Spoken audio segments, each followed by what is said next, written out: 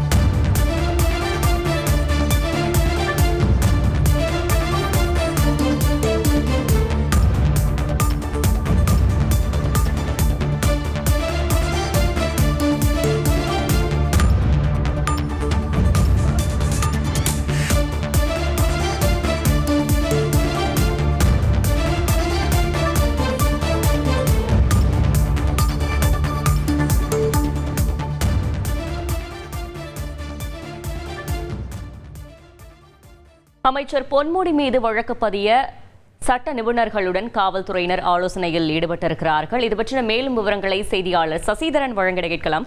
சசிதரன், வணக்கம். இது தொடர்பான மேலும் தகவல்களை சொல்லுங்க.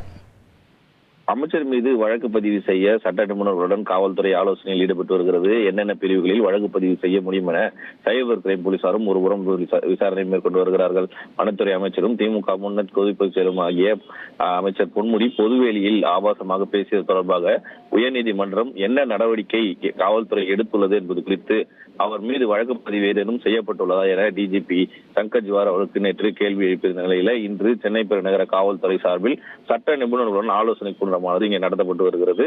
எந்தெந்த பிரிவுகளில் வழக்கு பதிவு செய்ய முடியும் என சட்ட நிபுணர்களுடன் ஆலோசனை மேற்கொண்டு வரும் நிலையில இந்த நிகழ்வானது தேனாம்பேட்டை காவல் எல்லைக்குட்பட்ட திமுக இளைஞரணி மாநில தலைமை அலுவலகமான அன்பகத்தில் தான் இந்த நிகழ்வு நடைபெற்றிருக்கிறது. திராவிட கழகம் சார்பில் ஏற்பாடு செய்யப்பட்டிருந்த இந்த நிகழ்ச்சியில் தான் அவர் பேசியிருப்பதும் தேனாம்பேட்டை போலீசார் தெரிந்து வந்திருக்கிறது. தற்போது தேனாம்பேட்டை காவல்துறையும் சைபர் கிரைம் போலீசாரும் இந்த சட்ட பிரிவுகள் குறித்து சட்ட நிபுணர்களுடன் விசாரணையானது ஆலோசனையாக மேற்கொண்டு வருகிறார்கள்.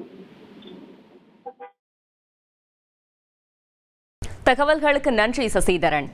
உங்கள் தந்தி ஒன் தொலைக்காட்சியில் அலாவுதீன் தினமும் இரவு 8 மணிக்கு காணத் தவறாதீர்கள்.